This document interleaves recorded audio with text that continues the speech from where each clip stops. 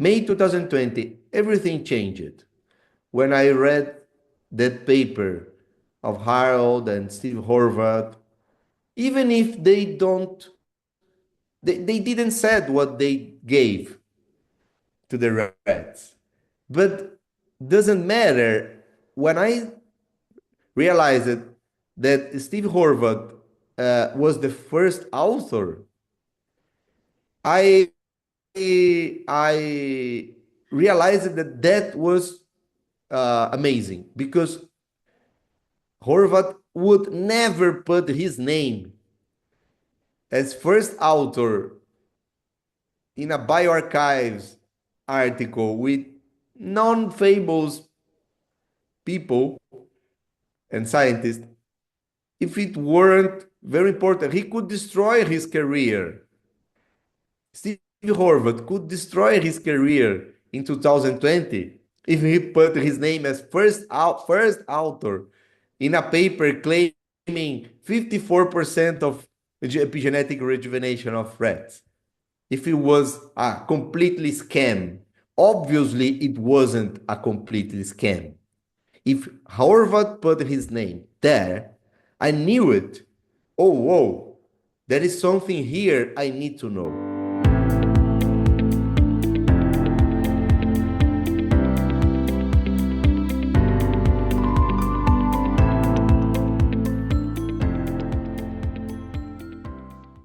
Hi, Nicolas and Nina. So you have been working with Dr. Katcher for a while and arranged for the translation of his book, The Illusion of Knowledge, into Portuguese, Spanish, and Polish.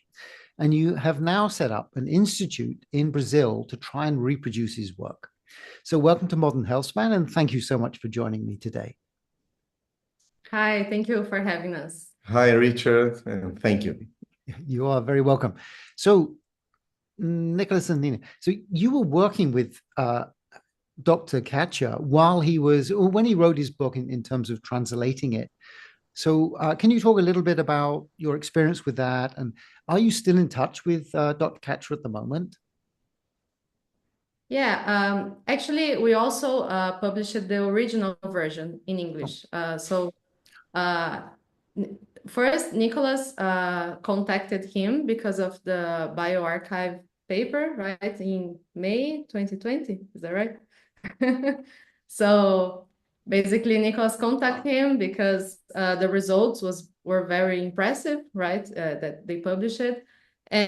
And they started talking, and Nicolas mentioned it, that we had a publishing company that published a lot of books of the rejuvenation field. And Harold said, oh, I am writing a book. Maybe we could publish it. And so we actually did the editing of the manuscript and launched the original version in English, and then translated it into Portuguese, Spanish, and Polish, and published it as well. And we keep contact with Harold. Nicolas calls him at least once a month, something like that, to see how he's doing, to talk a bit, to exchange news or anything like that, right? Yeah, regarding the book, in fact, I went to San Francisco to make the book launch in 2021.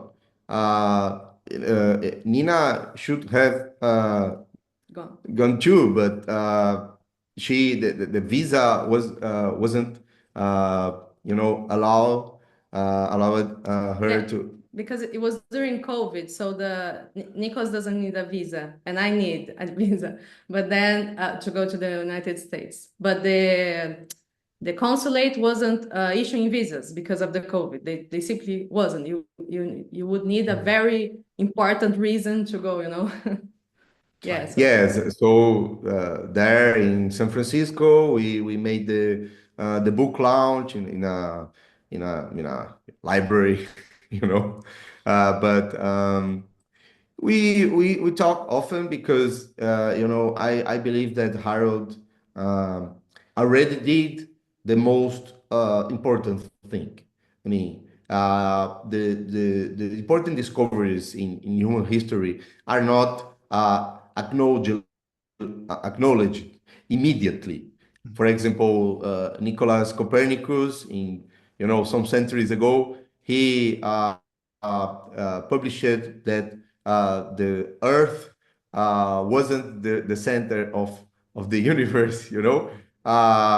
That in fact the Earth uh, made rounds in the sun some centuries ago, but he only published that after his death because he was very, he was a cleric.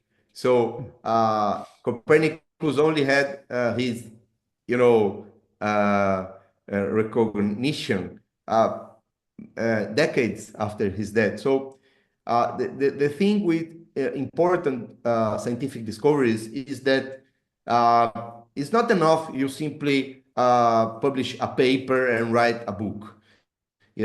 Harold made his experiment, published his paper, and wrote a book. Okay, but the scientific community says, okay, let's wait to see if this experiment can be replicated by many labs and confirmed, and then we will recognize a posteriori, I mean later, what you did.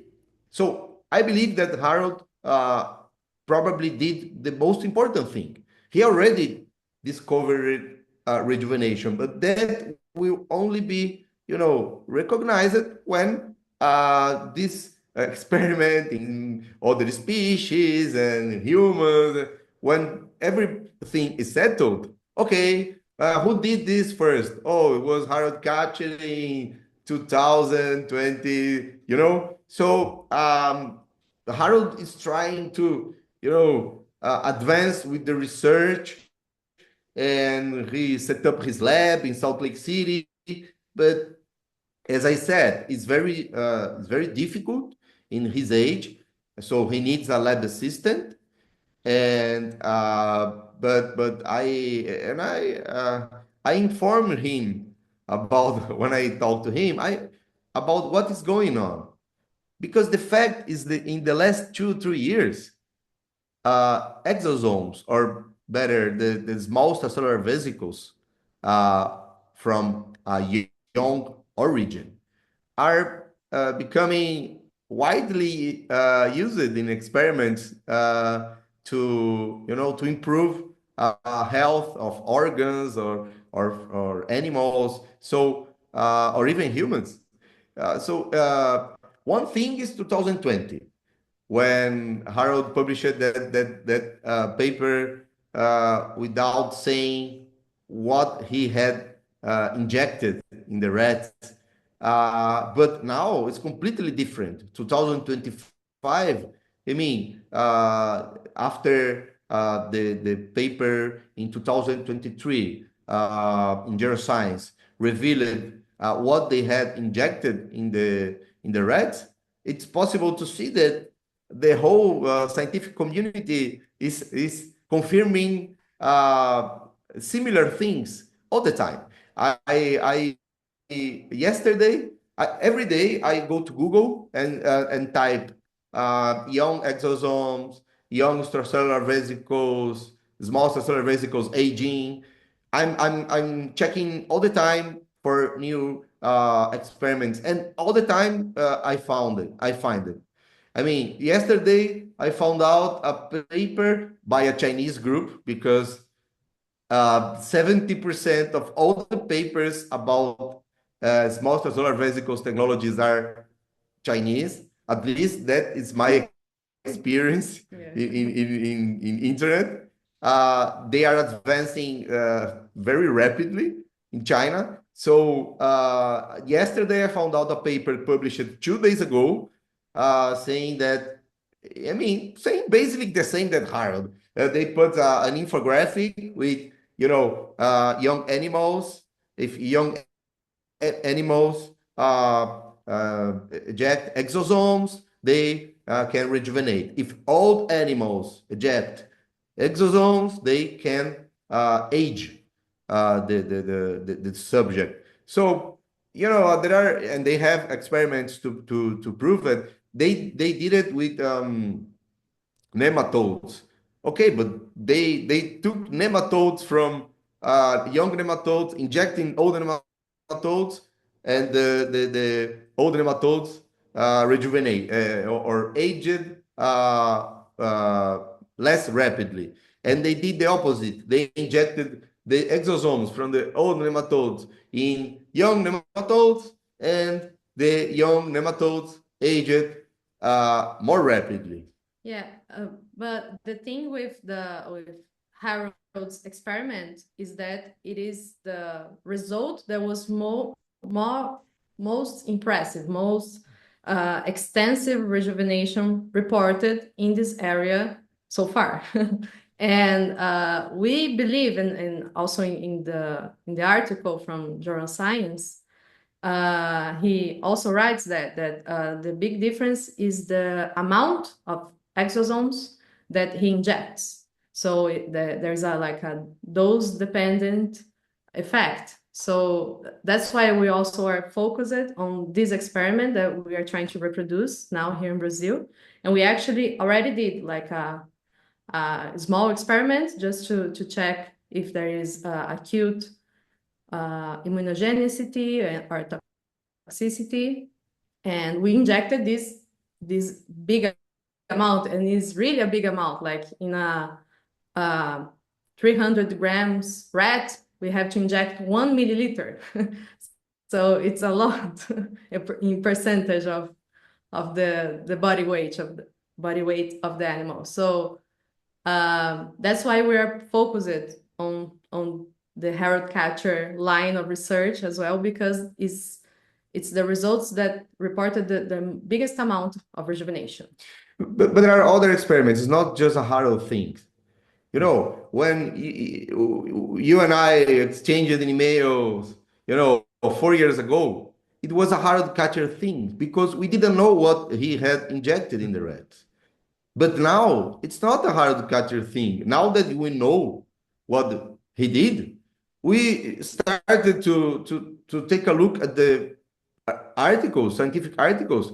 For example, in 2019, there was a group in Spain that took uh, um, small cellular vesicles from young rats and injected into old rats. And they verified a rejuvenation of the old rats, including with epigenetic measurement by Steve Horvath. It was like 20% of rejuvenation because they injected just a small quantity. As Nina said, one of the great innovations of Harold Katcher is the amount. It's the amount he injected, as he had a theory of aging that supported that procedure, that he needs to generate a new balance of forces, you know, between signals of youth and signals of old age. So he injected a lot, but this group in Spain in 2019 did something very similar. Obviously, is between rats, the same species. It's another innovation of Harold, but it's not an innovation. I mean, the big innovation besides the amount in Harold experiment was the fact that he used pigs, because there are other experiments. For example, there is an experiment from a Chinese group published on Nature in April 2024 that was interspecies too. They took young small cellular vesicles from young humans and injected in old rats, and the rats also rejuvenated. It was interspecies too, and it was published in Nature. It's already a confirmation that interspecies worked. And there is another paper, I think 2021. It's all in our paper. The paper we published in December of 2024 about our experiments of safety of, the small cellular vesicles in the bibliography, in the references. You can find, almost 30 articles about similar things. And one of them is they used small cellular vesicles from the urine or human urine. They extracted the small cellular vesicles and injected in rats, and they also rejuvenated. So uh, the interspecies things has several examples already. But Harold used pigs, which is especially interesting because pigs are a source of, meat already. 1 billion pigs per year are slaughtered to make meat. So it's interesting. So Harold's innovation. Now we know that the main two Harold's innovations were the use of pigs and the amount. But the whole technology of rejuvenation by injecting exosomes of a young origin, it was widely known in the scientific literature. Yeah, and even like nowadays, I think last year, 2024, we interviewed a researcher from Sweden that he works with osteoarthritis, and he is doing a clinical trial and in this trial he's injecting exosomes from the amniotic fluid into the joint that has the problem, and also intravenously. And so this is already being tried in humans, but it's not interspecies. But in theory, if you take from another person, it could also have a immune response. And what he sees is very impressive results. Even there were patients that he only injected intravenously as well, because they had problems in joints that you can't inject things directly in the joint. And he also reported several positive side effects, especially in older people. If it was like a 30-year-old person that had like a joint issue, there wasn't much positive side effects. But if it was like a 60-year-old person, then they would report a lot of other things improved in their health in general. So, but he's injected amount that is much, much lower than the amount that Harold injects proportionally into rats. So Yeah, and he said that soon he will publish in an article with, hundreds of patients followed more than 1 year after the small cellular vesicles injections.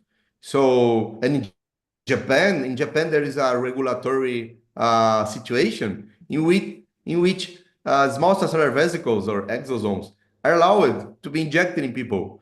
This doesn't happen in, any country, any other country we know, or any other big country, because there are some small countries that can allow it, but in Brazil or the United States or in the European Union, it's not allowed. But in Japan, it is. So if you Google injection of exosomes in Japan, you can find many. And but as Nina said, still these are injecting a fraction of what Harold injected.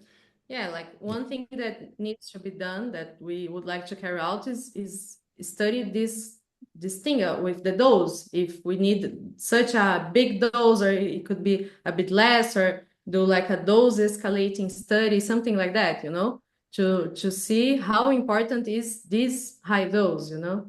And besides, they are doing with exosomes or small cellular vesicles extracted from, in general, from stem cells, from young origin, and from amniotic liquid or umbilical umbilical cord. So the technology of injecting exosomes from the blood plasma, that is more rare. There are in humans.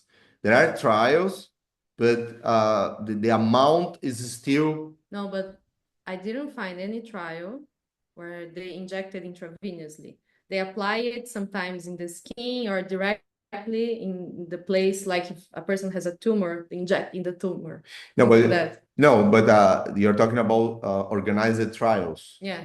But yeah, but the clinics around the world are injecting. Okay, yeah. You know, yeah, it's just Google. You see there are many, but no, but I found out an FDA phase 1 study completed in July 2023 using small cellular vesicles from amniotic liquid.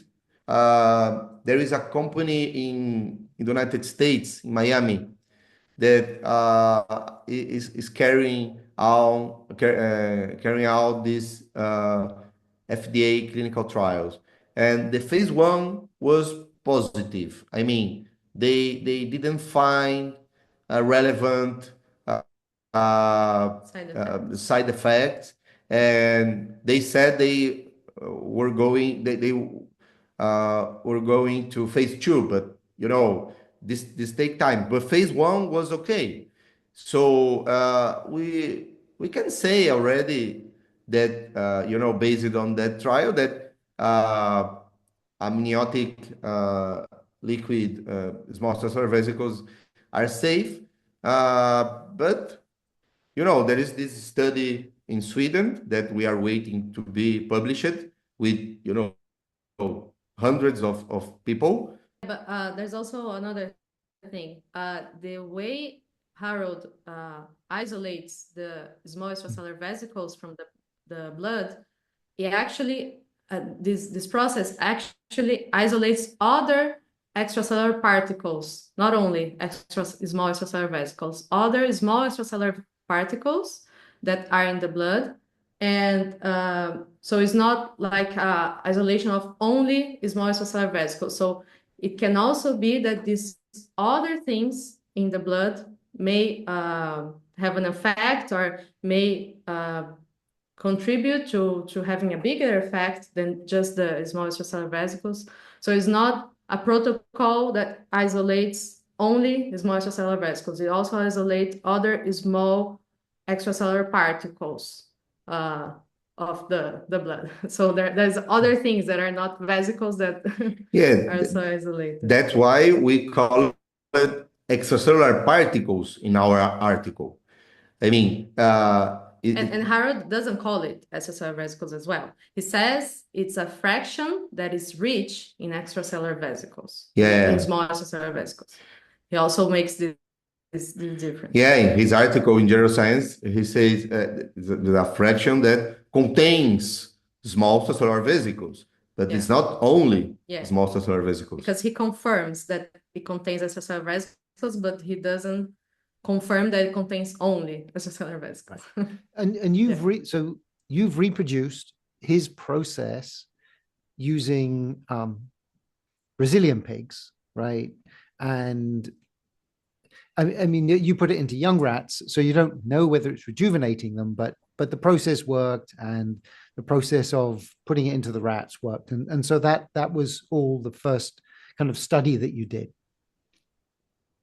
Yeah. Well, actually, it was just one pig because we didn't need such a huge amount of blood.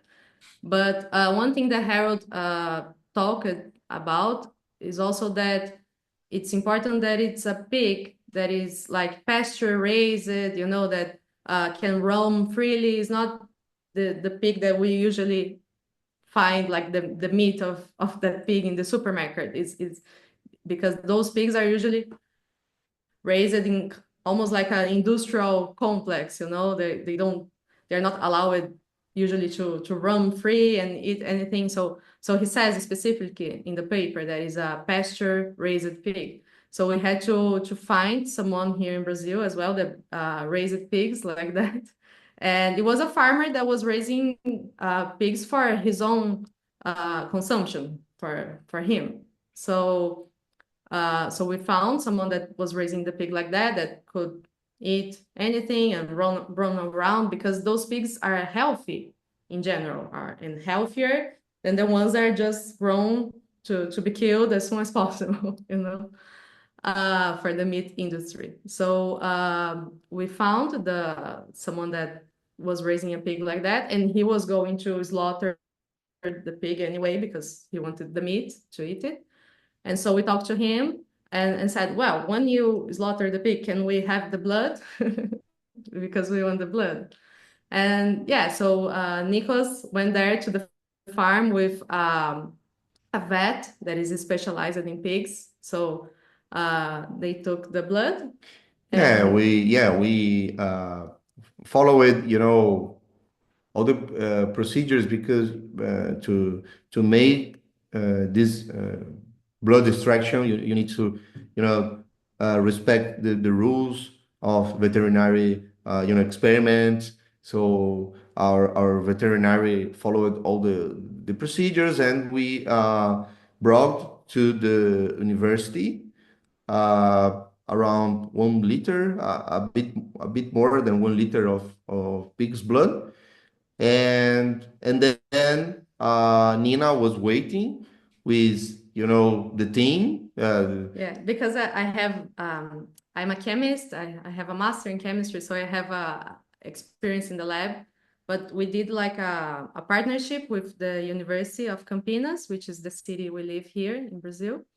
And so I also helped there because we had like a time limit. It was a bit rushed, so they needed a bit help. So I was there. There was like a postdoctoral student as well, which is one of the authors of our article. And me and her, we did basically everything. We did all the centrifugation and all the steps. Nicolas even helped a bit. Yeah, I was a lab assistant, but the jacket, the white jacket. Oh.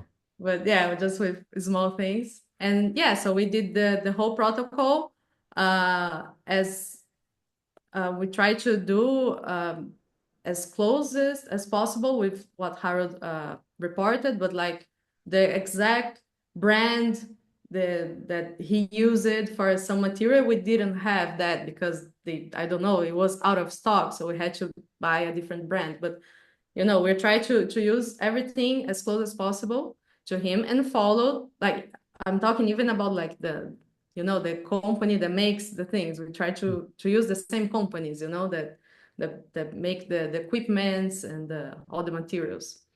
So yeah, we followed his protocol exactly. Even before we did the experiment with the pig's blood, we did like a trial with human blood just to see, like to try the protocol, to see if there was any error or anything that needed to be adjusted, before we had the pig's blood.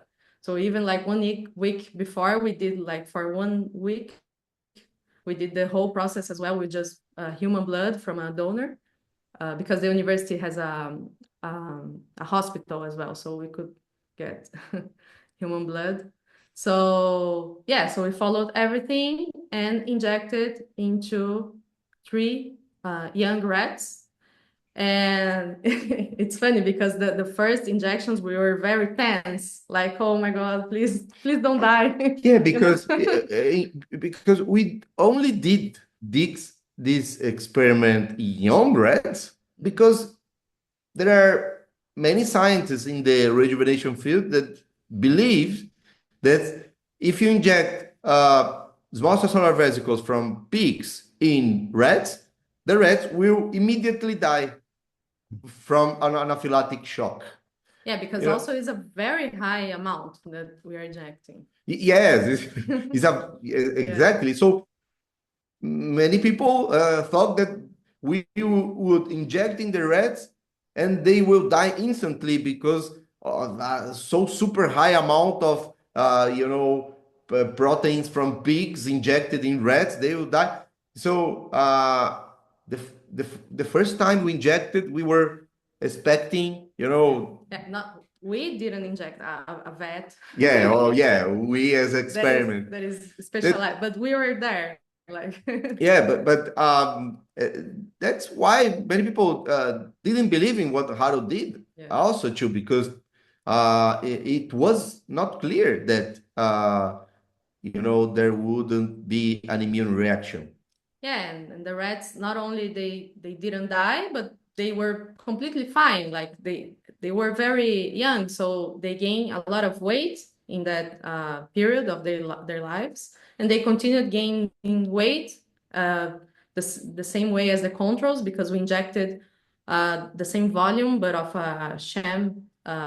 It's just like the saline buffer in control rats, and they were fine. They were eating, they were doing everything, gaining weight. So And the histological Yeah. exams were fine. We analyzed the organs, the liver, the kidney. There was no vestiges of toxic or immune reaction, and it was a lot of small cellular vesicles. That's the point. So we injected a lot as well. Like, we need to see if you inject this big amount in the rats, there will be a problem. And there was any problem. Yeah. Right. So that's really cool, and it's interesting that you were able to reproduce, because I mean, one of the things I remember from Harold is he kept saying, he couldn't create more E5, right? There was, the process seemed to be slow because we were like, well, why weren't you doing more experiments? Why weren't you moving on to dogs? And he was talking, well, we don't have enough E5. But anyway, it's interesting that you've got through that. Although, yeah, I remember him also talking about how American pigs didn't work because they had the wrong kind of feed. So that does shrink the source of where you can get these exosomes. But Richard, now we reached an important point. I mean, Nina and I are doing this as a non-profit research institute. So we can we don't want to have intellectual property. We don't want to have secrets. We don't want to we want to publish everything we do, every method, every result, everything. Yeah, even like if this experiment that we already did, if the result was negative, if the rats died or something like that, we also would have published it, because it was our goal, to be as transparent as possible and to publish every result that we had. Yeah, but that's the point. Every time you talk to Harold, Harold wasn't inserted in such a non-profit environment. Harold was inserted in a private company, so uh, which was seeking to have intellectual property. So Harold couldn't obviously be completely open about what he was doing, and it is comprehensible. It's all companies that are seeking intellectual property do. So that is the point of our experiment. That's why we opened this nonprofit research institute, because we uh, think, we realized that in rejuvenation, some basis of the economic procedure to generate new therapies don't apply. For example, if you have a company that is researching, pancreatic cancer therapies, you know, which is the benefit? What is the benefit for the investors, for the entrepreneurs? What is the benefit? Okay, if they have pancreatic cancer, they can cure it in themselves. If they can be happy of help the patients around the world with pancreatic cancer, or they can also want the profits of selling the therapy. Okay, but if for themselves, if they don't have pancreatic cancer, it's not very useful in that sense. Okay, so the risks and all the calculations are uh, inserted in that situation. But with rejuvenation, investors, the entrepreneurs, the scientists, everybody is aging. Everybody is aging. Everybody have mother or fathers, or maybe they already died, but they have sisters or brothers or friends. Everybody is interested in the product, in the therapy itself, more than in the money they can earn selling that. I don't know. No, I don't know if everybody most of the thinks like people, that. not everybody, but most of the people, would exchange everything they have if they could, rejuvenate and don't die. Most of them, I believe them. I believe it. So with rejuvenation therapies, the logic of the action, the economic action is different, because when you invest, you can't impair your chances of getting rejuvenation, because you would gain more money if you sell the product, because you are more interested in fact, rejuvenate and save your life and of your family, that any money you earn. So if you do a company in the traditional way with intellectual property, you will have more difficult to collaborate. You have more difficult to share your data, to publish your result, to allow other labs in the world to carry out research building on your results. So if you seek intellectual property in rejuvenation, you are impairing your chances to get your main goal. Even for investors, investors are dying. They also want not to die. They want more than money. I believe it. So we realized that we needed to open a non-profit research institute to be able to publish everything. And not only that, we want to make the reproduction of Harold Katcher's experiment in a authorized facility, a certified facility to make preclinical trials in an international authorization level. What means that it's a place that the big pharma or any other international company do their trials in rats. And those results will be certified not only by Brazilian regulation authorities, but international and other countries' regulation authorities, like the FDA or the EMA in Europe or China's institutions. I mean, here in Brazil, in the state of Santa Catarina, there is an institution that exists since 2014, is relatively new, and is equipped and authorized with the highest standards in international authorization, and they make services for the international pharma companies. So if we do that, the study of the rats there, they will make all the safety studies in the rats. In these studies are necessary to allow human trials.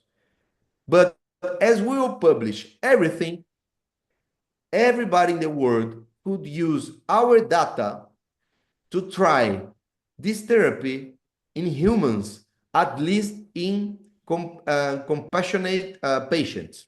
In Brazil, and I believe that in other countries it's the same, the compassionate patients are human patients that are dying, that they have a disease, and there is no cure for that disease, and that there's not treatment, and they are dying. Or the treatments that exist are not giving results, they're not improving. So they have no other choice.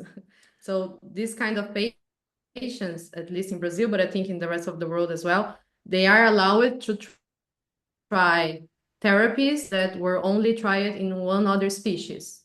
If that trial with the other species, in the case rats, was made to check everything regarding safety, that is the thing that Nicolas is talking about. So if you ensure that in the international level, trial with rats considers the therapy safe, if following all the regulations, the FDA regulations, the European regulations, you can try it in a patient that has no other choice, in a human patient. So yeah, that's the people will be able to try in their country using our data, because we want to do it in that facility that is prepared for that. It won't be cheap, probably. We are talking to them. We asked them to make a cost estimation in time for this interview, and that's why we were talking about the cost estimate. I sent an email. We still are waiting for their response, and the guy told me he would send me something until the time of this interview, but it wasn't possible because. But we will keep people informed about that in our website. In the website of our institute is rejuvenescimento.org. Is the word in Portuguese for rejuvenation, but we have in English to our website. You can find a newsletter to subscribe, and then we can keep you and everybody updated about this information, how much it will cost in this institute, in this authorized institute, because we don't want simply reproduce Harold's results. Okay, reproduce Harold's results is awesome, but if you do that only, what will happen?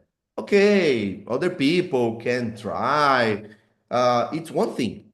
But if besides reproducing it, we do it in an internationally certified institution, we can allow not only us, because we can also, and we tend later to try in non-human primates and humans, but we also allowed everybody to do it in their countries using this data. Everybody who has a relative in a very bad health state without any treatment possible could use our data. So, we are open. We need funding to do this. We have some cost estimations. Some people in the rejuvenation thing say that reproduce Harold study needs, $300,000. Some people say, $50,000. Some people said $200,000. And but we, for example, the university here in Campinas, the university here in Campinas, they have a very good team. They have good equipment. Fine. They asked around $200,000. It's not like a prize. It's not a service. They would make a collaboration in the sense they would be let's say owners of the experiment as much as we. So, but they need funding from us, and they asked $200,000. So, there are people in the rejuvenation field that said we need more, we didn't need less. But we thought, but what we want only a scientific experiment, or we only also a regulatory authorization? Because that is more expensive. We could, for example, hire a private lab, hire some centrifugation machines, and we could do it very cheaply. So who would do it? Nina and I. Okay. So who can publish this article? Somebody else, probably. Yeah, somebody else will hire or make. Yeah. Okay, but who would do it? The Rejuvenation Institute, Rejuvenation Science Institute, made by Nina and Nicolas. Okay, you can do it. It would cost less. Okay, maybe we'll do it with $50,000. We don't know. There are people in the field that know you only need $50,000. Okay, then we can do it with university. Then who will do it? Not only Nina and I, but some very experienced and respected researchers from University of Campinas, one of the best universities of Latin America. Oh, it's better than only our institute for the international scientific community. Is better. Okay, they asked 4 times more, $200,000. Okay, or we can do in this internationally authorized preclinical facility in the state of Santa Catarina, who will give not only scientific, structure, but also regulatory approval. And we would like to have this number now, how much it would cost in the internationally certified institution, but unfortunately, it wasn't time enough to they send us. But we will keep you updated. I mean, to be honest, we are changing the way of people usually make science in the rejuvenation space. I mean, there are other nonprofit institutions, but I believe they don't pursue regulatory approval. For example, Albert de Grey had a foundation many years. He's in his third foundation. There are other foundations that make research, but they don't usually go to regulatory approval because it's expensive. It's completely different. And I'm saying this because we are learning that now we are going after information. I know your public, it's more or less similar to us. Regular people that, want the rejuvenation science to progress. And so we are going to after information every day, and we are learning. I mean, doing a scientific experiment, even in a good university, is completely different than doing this for regulatory purposes. For regulatory purposes, they demand a lot of, testing the rats that you don't imagine, Yeah. The thing is that we are in a hurry in the sense that we want a rejuvenation therapy that is approved by regulatory agencies worldwide as soon as possible. So that's why we are focusing now on this, on reproducing the experiment, but in this place that gives this regulatory approval if it's positive, if the rats rejuvenate and if they don't die or they have like an important side effect.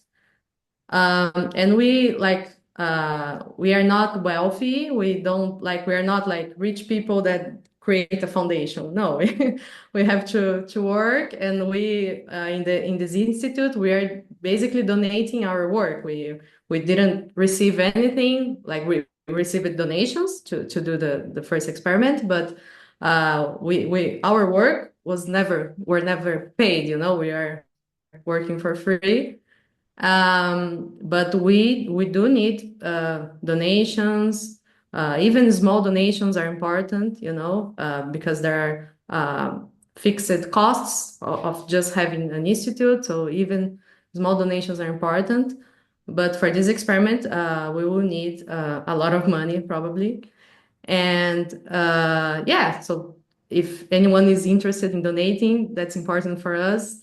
Even if it's small, it makes a big difference. And there are many, even before the experiment, there is a lot of work to be done. Not only the experiment we did, but this experiment is complicated. It seems simple, but it's not, especially if you do it in a facility with regulatory approval. They demand like carcinogenic studies. They demand, fertility studies, studies with repeated doses, studies of, many aspects that researchers in the university don't do that because Usually. yeah, usually they don't do that because they only want to see the fact, but they are not pursuing regulatory approval. So and it's not only the regulatory approval. We have meetings with the company, with the university. We are all the time planning the experiment and opening the institute. The institute costs only to exist. To have a non-profit, it's a cost in itself. So yes, if we had some support, financial support, even before the certified authorized experiment, even to plan it, we'll have probably to go there. It's 1,000 kilometers from here to have a proper international certified high tech institution. So yes, we will update everybody in our newsletter, and if you want to interview us again, we are always open. But yes, we need to start to dedicate, more time because we have to make translations and everything else. Yeah, sorry for talking too much. Oh, no, that's fine. Okay, so I mean, if everything goes well, do you have like a timeline when you would expect to be able to start the experiment? I mean, is it entirely dependent on the funding? No, it's not just the funding because we need like even in the university, if we did it in the university, there is not so many hurdles. There is a bit of time for the ethics committee to approve the experiment, to get the animals because we need all the animals. So maybe we have to buy them not so old and wait for them to age, and also to gather materials because sometimes it takes a long time for like we have to import, from other countries sometimes. So it can take like 3 months for something to arrive. And so there is also this kind of things. So we would like to start the experiment this year. So if we have the funding by then. If not, next year, the latest, we think it's possible to do it like in the second semester, right, of Yeah. 2025. Yeah, if you had the funding right now, for example, I think 4 months, 4 or 5 months, we'll be able to start the experiment. But we think that this experiment with rats is the hardest. I mean, that's because in our timeline, we give 2025 and 2026 for the rats experiment, and 2027 for the non-human primate experiment, and 2028 for the human experiment, because you could think, oh, but non-human primates or human primates will be more expensive. Yeah, but after good results, if the results are the same as Harold's, if after spectacular results in rats, everything will be easier. So this experiment with rats is the most difficult,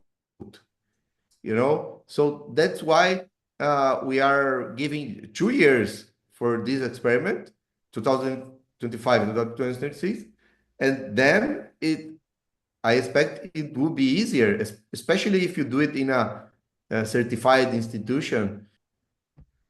Yeah. So your plan, I mean, yes, your overall thinking, I really like that. It's not just proving that the science works.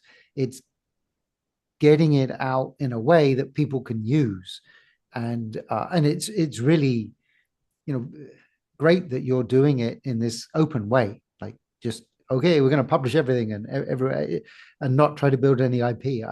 That is amazing. So I certainly wish you the best of luck with that. I mean, it's brilliant. And so if anyone wants to kind of help, they want to help with the funding. So they on your website, there'll be a link or something that explains how to do that. Yeah, there's like a donate button, and you can donate through credit card, like Google Pay, those kind of things. But if it's like, if you want to give like a small, bigger donation, and you want to do somewhere in another matter, another way, you can email us. There's the email there as well in the website. But maybe, I don't know, someone wants to donate $100, so maybe it's easier with a credit card. Yeah, but we have like the systems set up for that. Yeah, you can give like a receipt. We have all in place. We have a non-profit research institute here in Brazil. And the website, there is the donate button very, very clearly, and then we can give receipt and everything. And like Nina said, there we have all the traditional ways to donate. But if some people have cryptocurrency, or another way, you can email us, and is our email is info at rejuvenescimento.org. Rejuvenescimento is the word in Portuguese for rejuvenation. Yeah. Okay, I will put those links in, because I wouldn't be able to spell that, but I'll put the links in. Yeah. Okay, excellent. Sorry. If someone who is watching is from Brazil, you can also do a Pix. Pix is a simple way in Brazil to transfer money. We also have the details of the accounts of the account of the institute as well. So if Brazilians or people who have bank accounts in Brazil are watching, there's also other ways that are easier to donate. And just regarding our scientific article, We sent it to publication in a journal with a filter, a scientific filter. Peer review. Yeah, it's not only peer review because besides peer review, the editor chooses a lot. Yeah, I mean, Nicolas disagrees with the term peer review. yeah, I think peer review explains only a part of the procedure because the editor of the publication also choose a Yeah, lot. but he's You a know, peer or she's a peer. well, but I think first they choose the peers that will review the article. First, they choose. Second, they choose which articles they will send to the peers.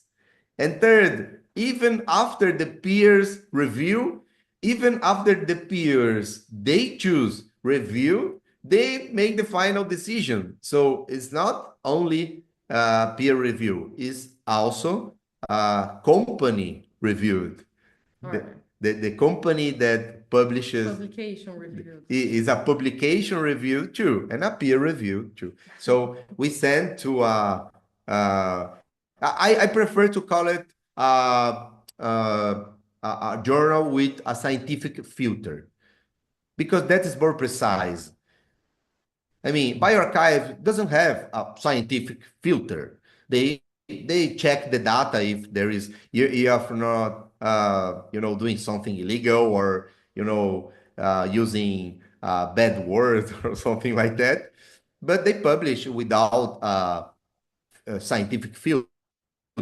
So we sent also the article to a journal with a scientific filter and are waiting for an answer.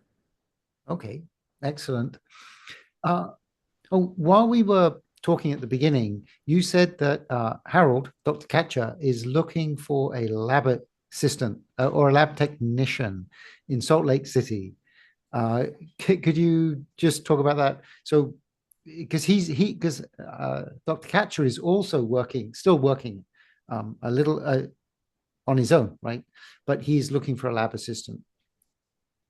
Is that correct? Yeah, exactly. Yeah, I called Harold next No. last week, I think, and I always ask him how is going in his health. Harold is 80 years old, and I mean, he is still very important in the lab bench. He has his lab in Salt Lake City. He has his own company. He has some investment, but it is not a big investment, a big amount he has. But it was enough to set up the lab. But he is personally very important in the lab bench. He needs to do everything, and his health is not so good. He's very well from the mind, but at 80 years old, it's not easy, to wake up early and go to the lab and do everything all the day. So sometimes he needs to be, weeks, many weeks without going to the lab. People are asking in the comments, what Katcher is doing. Well, he needs urgently a right hand. He needs a lab assistant. In order he can only give the give the orders, and the person needs to carry out the actual job with the machines.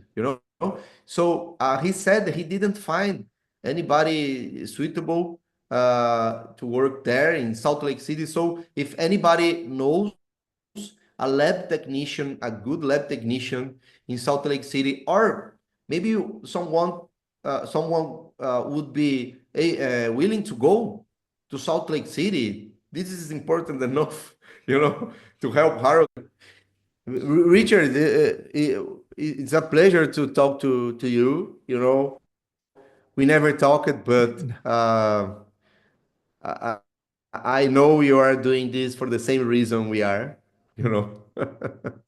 Yes. And Yeah, I'm really sorry. impressed with I guess the scale of your plans, right? It not let's just do this, let's just repeat it. It's like, let's really think about how we can create a system that will allow it to get into clinical use as quickly as possible. I think that's a really But, good but, way of but, thinking about it. but Richard, this is a fight for life. Mm. Is rejuvenation or death? It We is. can't see this like a professional activity, or there is no option. There is no option. Um, 100 years ago, people didn't have the possibilities we have today. To work with nanomedicine, to work with um, exosomes. This is very new. It's only now that and about the scale. We are uh, growing the scale because we started 8 years ago uh, translating books, because it was 8 years ago. It was what we could do. I watched an interview of Albert the Gray, and I said, "Whoa, there is a scientific plan to undo aging." I always wanted, but I thought it was like very distant, impossible, or very distant. But when I heard Albert talk, I said, "Okay, it seems if it's possible, it's what I have to do now." And but we were translators in that time, and we said, "Okay, Aubrey was coming to Brazil in February 2017 to give a talk." And I wrote him, "Hey, Aubrey, we are from Brazil, translators. We want to translate your book into Portuguese." So in 2017, we opened a publisher to translate and publish Aubrey's book. And we did it. Then Aubrey indicated another book to translate. We translated into Portuguese. Then other people appeared. Okay, we translated some books and published some books here in Brazil. And then in 2020, May 2020, everything changed when I read that paper of Harold and Steve Horvath. Even if they didn't said what they gave to the rats, but doesn't matter. When I realized that Steve Horvath was the first author, I I realized that was amazing, because Horvath would never put his name as first author in a BioRxiv article with non-famous people and scientists if it weren't very important. He could destroy his career. Steve Horvath could destroy his career in 2020 if he put his name as first author in a paper claiming 54% of epigenetic rejuvenation of rats. If it was a completely scam, obviously it wasn't a completely scam. If Horvath put his name there, I knew it. Oh, whoa, there is something here I need to know. And I started to write to the scientists. I wrote to Rodolfo Goya, who was part of the study. He's from Argentina. And since then, we became friends. I went to visit him in La Plata, in Argentina, and we met again. We talk a lot. And Rodolfo explained it to me, and as more I knew about the experiment, the impression that it wasn't a scam, the impression that it was something real, was becoming stronger. Whoa, but and then I contacted Harold initially by LinkedIn, and then he gave me his email address in 2020 yet. And this impression was growing, like this is real. This Harold Katcher is a good scientist. And so the thing was evolving. And when I met Harold personally, this impression became stronger that this was real, you know. And then we started to help his company with some um, a consultancy on communications, because we thought that they were in the right direction. You know, we thought we needed to help them. But as I told you, the path were the company for profit intellectual property path. And this path uh, needs to have, a patent granted, and needs to have this a series of requirements in order to go on. And uh, you know, this path didn't get the patent, for example, uh, and that explains in a big part why not only that project, but many projects don't advance. You know, because when you put money in a company, you need to return that money to the investors. So you have to configure the whole the whole company, the whole process, in order to return that money. So you can't prioritize to develop the technology. You need to prioritize to return the money, and then you need to keep secrets. So Harold uh, took 3.5 years to review what he had injected in the rats. But I understand, that is the system. If you invest money, you need the intellectual property, you need to make secret to sell something in the future, blah, blah, blah. Okay, I understand. That's why we are doing this from the basis, without the necessity to return the money, because we want to return rejuvenation. We prefer to prioritize return rejuvenation than returns money. It's a choice. This is a fight for life. And we won't stop until we have rejuvenation. I know many people are like this. Harold is like this. Albert de Grey is like this.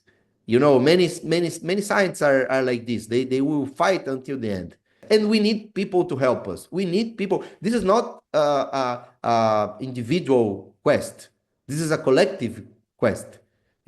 Especially in these days that the requirements to test this in humans are very high. We are learning now. I want to tell you this to your audience, because we are learning. I just made a course of clinical trials, and the requirements to test something in humans in a country that have I would say, a responsible regulation. The requirements are very high. It's very expensive and very bureaucratic, and this is a thing that people, they are interested. People that watch your videos, they are interested. They should know that it's very bureaucratic and very expensive, but it's necessary, this care, to be careful. In the real world, it's not easy to convince someone to inject, you know, peak plasma extracellular particles because people doesn't understand the science. You know, it's normal. People don't understand it. People will inject. No, you have to do it correctly. You have to make all the tests carcinogenic, reproducibility, and it's very expensive. And we want people help. You know, we are since 8 years ago uh, doing many things night and day for rejuvenation, and we don't want to, give up of our priority because we need to money for our lives. We prefer to, working in translation, but don't compromise our rejuvenation quest. But we need, public support. So thank you, and Nina, so much for joining today. And so I will put links to the to the organization, that the institute that you've set up, and the emails that we talked about. So yeah, I think that's that's pretty much it. I will update you about the answer we have about the international accredited facility Mm. and how the cost estimation they have. I will update you, and uh, I will send you also all the links that we were talking about later. Okay, yes, please. And yeah, and I haven't signed up for your newsletter yet. I will definitely do that as soon as I can after this. And yeah, so if anyone else wants to follow what you're doing, they can go to the website and they can sign up to your newsletter. Yeah, yeah, yeah. I will send you also the link of the newsletter. Okay, I will put that in the description. Okay, okay, okay, Okay, Richard. Nicholas, thank you. It's We'll, great meeting you. Meeting you. Great okay. talking to you. Thank you. Yeah. Bye bye.